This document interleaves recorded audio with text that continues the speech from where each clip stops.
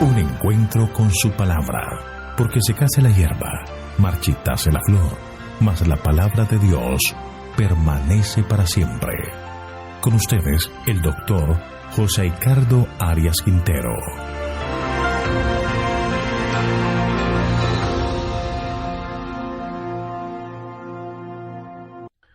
Vamos a estudiar Isaías capítulo 6, visión y llamamiento de Isaías.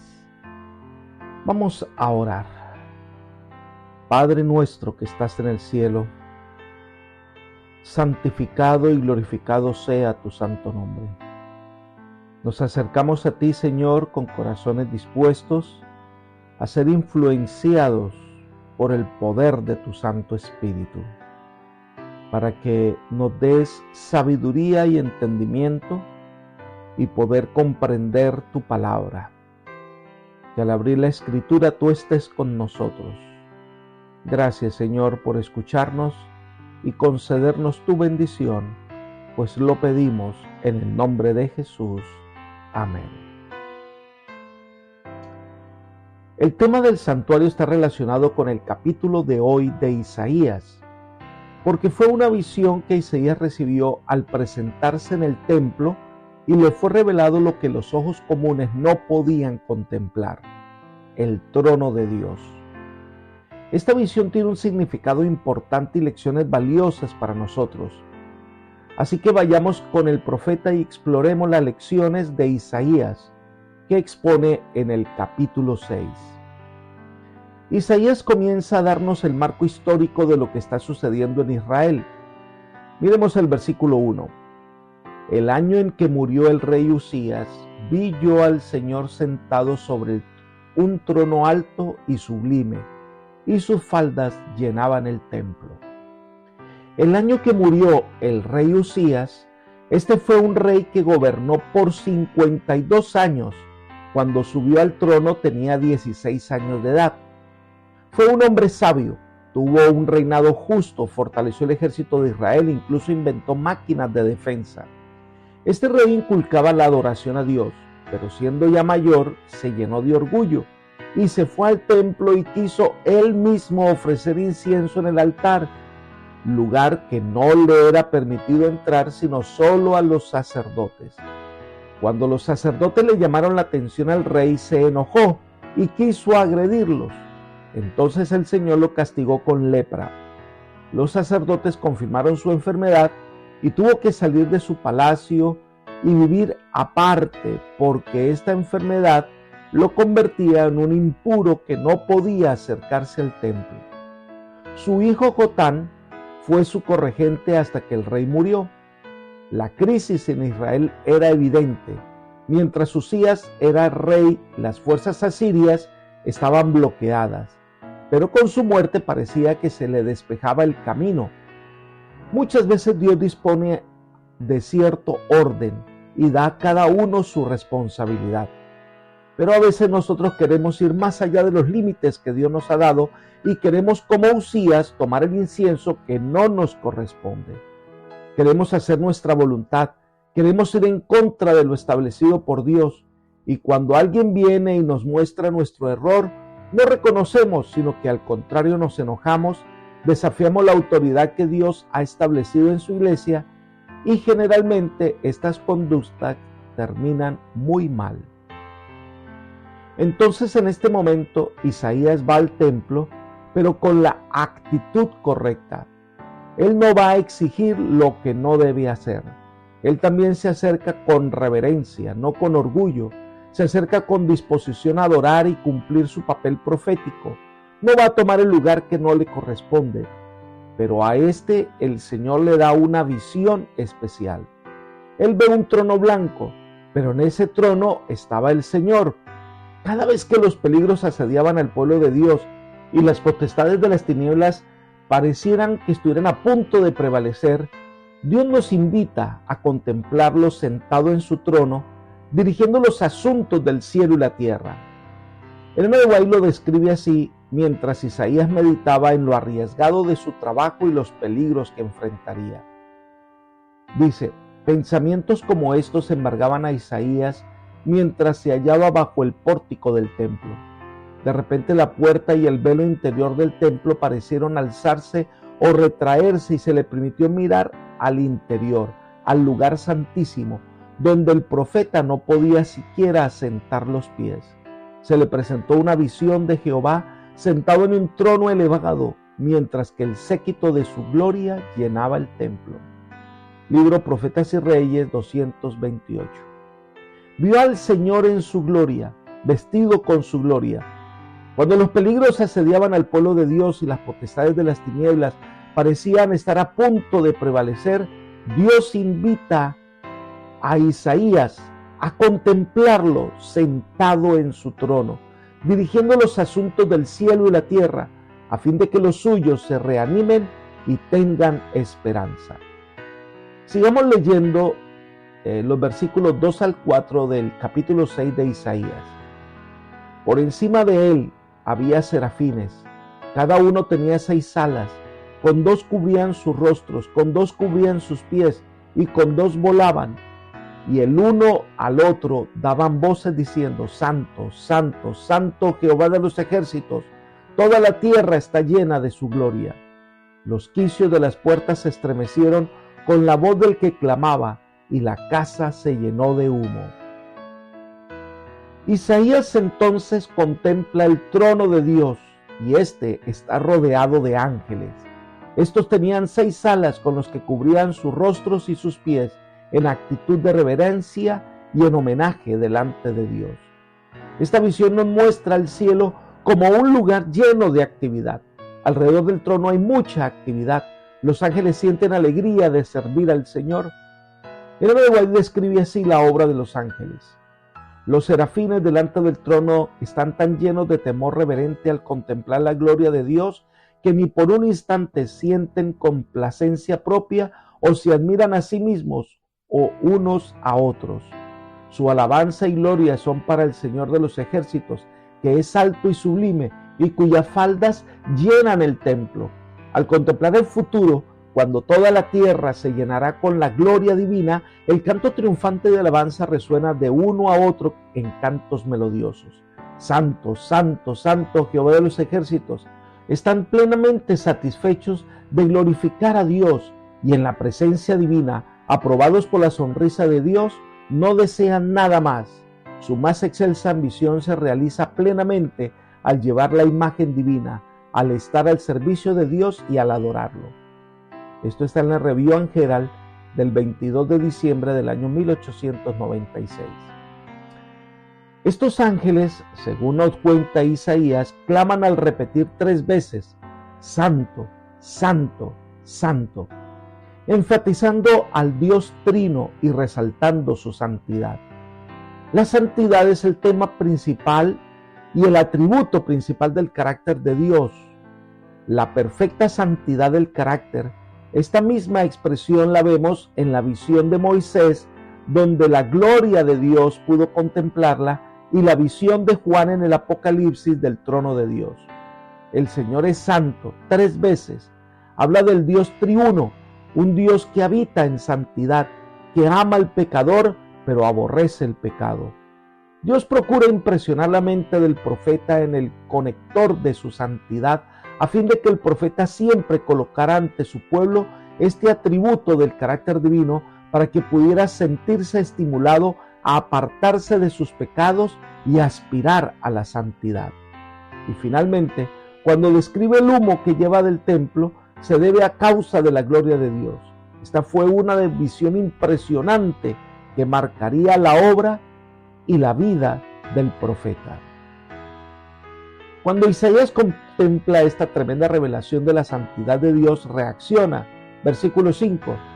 Entonces dije: ay de mí que soy hombre muerto, porque siendo hombre de inmundo de labios y habitando en medio del pueblo que tiene labios inmundos, ha visto mis ojos al Rey, Jehová de los ejércitos.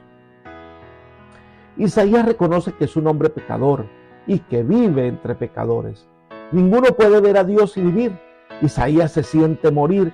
Esta visión de la santidad y la gloria de Dios proporcionó a Isaías una idea de la pecaminosidad e insignificancia del hombre. Al contemplar a Dios, y luego mirarse a sí mismo, comprendió que él no era nada en comparación con el Eterno.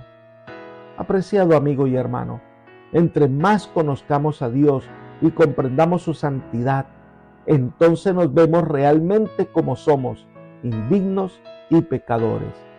Vemos nuestra pecaminosidad y la necesidad de un Salvador. El Ellen G. White nos ayuda a comprender esta realidad al escribir: cuando el siervo de Dios se le permite que contemple la gloria del Dios del cielo, cuando el Eterno se quita su velo ante la humanidad y el hombre comprende, aunque solo sea en pequeñísima medida, la pureza del Santo de Israel, hará también sorprendentes confesiones de la contaminación de su alma antes que jactarse con altivez de su propia santidad. Isaías exclamó con profunda humillación: «Ay de mí que soy muerto, porque siendo hombre inmundo de labios, han visto mis ojos al Rey, Jehová de los ejércitos». Pero la contrición del profeta era genuina. Se sintió completamente insuficiente e indigno cuando la humanidad, con sus debilidades y deformidades, fue puesta en contraste con la perfección de la santidad, de la luz y la gloria divinas. ¿Cómo podía ir y presentarse al pueblo los santos requerimientos de Jehová, que era alto y sublime y cuya falda llenaban el templo? Mientras Isaías estaba temblando y su conciencia lo acusaba debido a su impureza en la presencia de esa gloria insuperable. Review and Herald, 16 de octubre del año 1888. Cuando comparamos nuestra justicia con la de Dios, nos damos cuenta de la realidad de nuestra impureza. Cuando el profeta siente esa profunda indignidad, entonces el Señor le brinda la solución. Algo impresionante ocurre y podemos leerlo en los versículos 6 y 7. «Y voló hacia mí uno de los serafines, trayendo en su mano un carbón encendido, tomado del altar con unas tenazas. Tocando con él sobre mi boca, dijo: He aquí que esto tocó tus labios, y es quitada tu culpa y limpio tu pecado». En respuesta a su gran necesidad de salvación, Dios iba a mostrar su misericordia al profeta.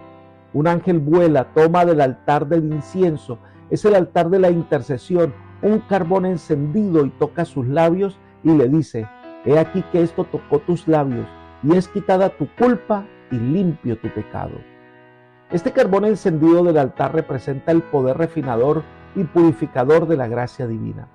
También significaba una transformación del carácter. Desde ese momento, el deseo de Isaías fuera que su pueblo pudiera experimentar la misma obra de purificación y transformación. Hoy desea Dios hacer lo mismo por cada uno de nosotros. Desea limpiarnos del pecado, quitar nuestra culpa. De eso se trata el plan de salvación, de perdonar, de restaurar, de purificar. Nuestra mayor necesidad hoy es que nuestros labios sean tocados con el santo fuego del altar de Dios.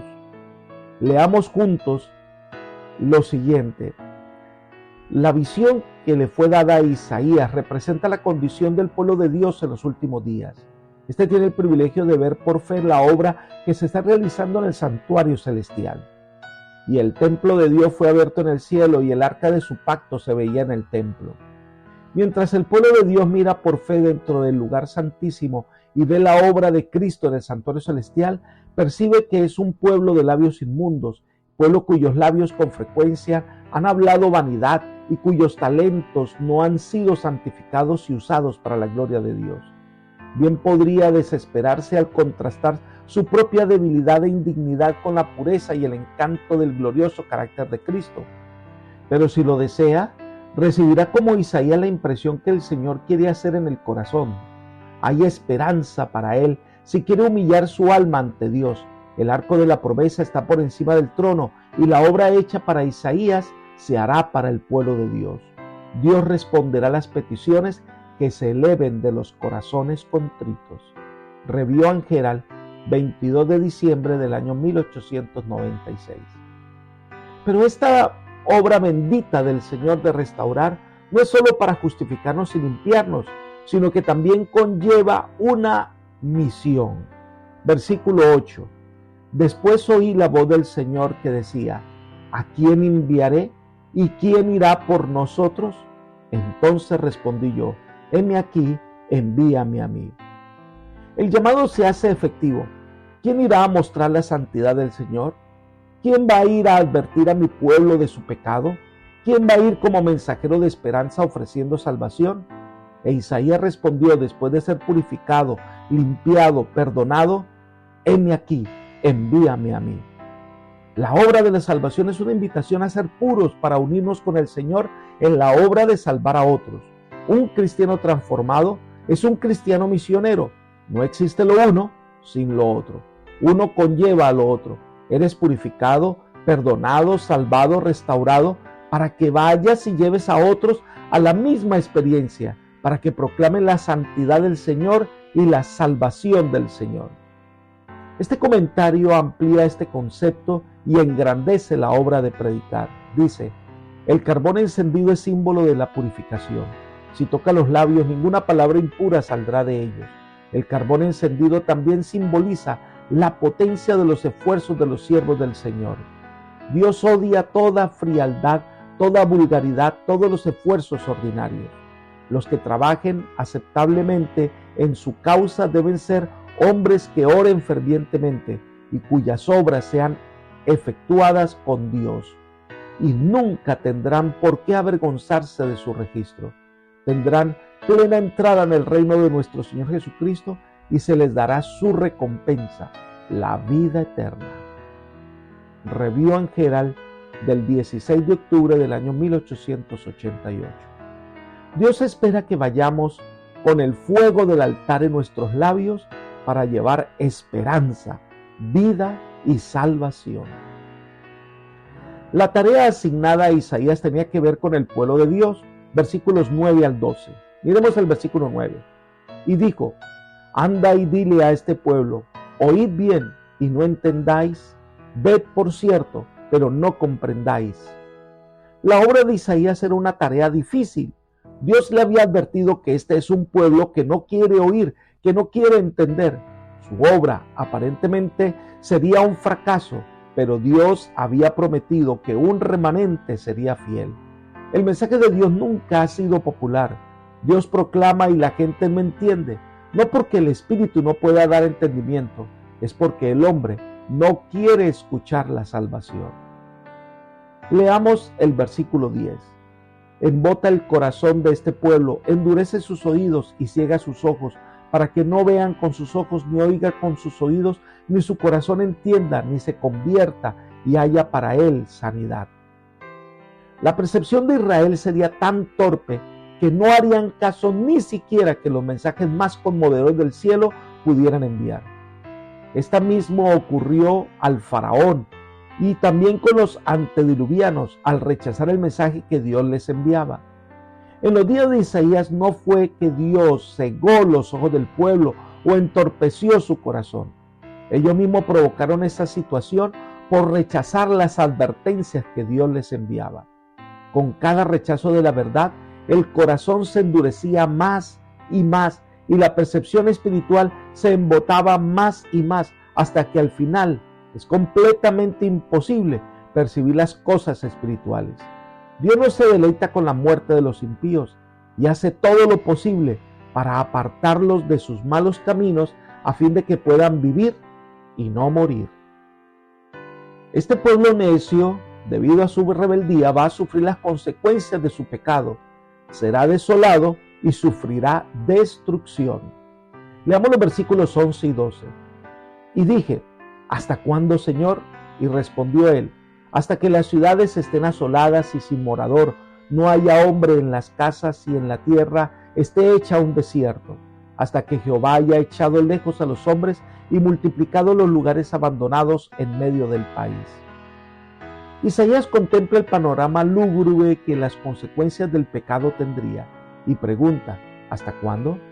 Pensaba que esta situación no iba a perdurar en el tiempo, que a lo mejor el pueblo iba a oír la amonestación del Señor y se arrepentiría, y de allí viene la pregunta. Pero la respuesta del Señor no fue muy alentadora, hasta que esté la tierra totalmente arrasada. Porque por su pecado Judá se destruirá a sí mismo porque esta nación no se iba a arrepentir. Su pecado traería ruina y destrucción. Los hombres serían llevados cautivos y la tierra que Dios había querido que floreciera como una rosa sería desolada y abandonada por sus habitantes. Algo que debemos considerar es que nuestra misión no termina cuando nosotros queramos, sino hasta que el Señor lo determine. Muchas veces estamos como Jonás, como espectadores esperando que el mundo se destruya, cuando nuestra labor está entre la gente proclamando el mensaje de salvación hasta que Él lo disponga. Pero en medio de la destrucción hay esperanza. Versículo 13. Y si queda aún en ella la 10ª parte, ésta volverá a ser destruida. Pero como el roble y la encina, que al ser cortados aún queda el tronco, así será el tronco, la simiente santa. Hay por lo menos 2 ideas que debemos considerar en este pasaje. Número 1, es que este pueblo rebelde que persiste en su pecado será completamente destruido. Y si quedan 10 de esos hombres malos, esos 10 serán destruidos. En segundo lugar, lo que el pasaje nos quiere decir es que este no será el fin del pueblo de Dios. Quedará el tronco para volver a florecer, y se refiere a un remanente fiel. En Jeremías 4:27 el profeta lo presenta así: porque así dijo Jehová, toda la tierra será asolada, pero no la destruiré del todo. Israel será destruido, pero no del todo. Hay un remanente fiel que va a quedar en Israel, y de este remanente fiel el Señor volverá a hacer que Israel retoñe. Y todas las promesas que Dios tenía para Israel se cumplirán en el remanente. La obra de Isaías no será en vano. Un grupo de personas escuchará y se arrepentirá y buscará al Señor. Por eso el nombre de uno de sus hijos es Sear-Jesub, que significa un remanente volverá. Hoy también el Señor tiene un remanente fiel que ama al Todopoderoso y guarda sus mandamientos. Este remanente fiel tiene un mensaje que no es popular, que no es agradable de oír. Este remanente debe ir con amor y buscar a las personas para que acepten a Cristo como su Salvador personal. Apreciado amigo y hermano, este capítulo nos da 2 cosas. Nos da una visión y nos da una misión. ¿Cuál es la visión del Señor? Un pueblo santo que va a estar en su presencia por la eternidad. ¿Cuál es la misión? Ir a los hijos de los hombres que no han aceptado a Cristo, ir a buscar a las personas para que sean parte de ese pueblo especial del Señor. Un pueblo que acepta a Cristo, un pueblo que es limpiado por la sangre de Cristo. Pero también hoy el Señor nos dice que tú y yo podemos ser parte de ese pueblo santo. ¿Cómo? Aceptando a Cristo como tu Salvador personal, dejando que el Señor transforme tu vida y mi vida, dejando que el Señor limpie nuestra vida de pecado. Y entonces tú y yo seremos parte de aquellos que estarán a su lado por toda la eternidad. Que el Señor te bendiga y te guarde y te guíe por sendas de paz, es mi oración por ti. Amén.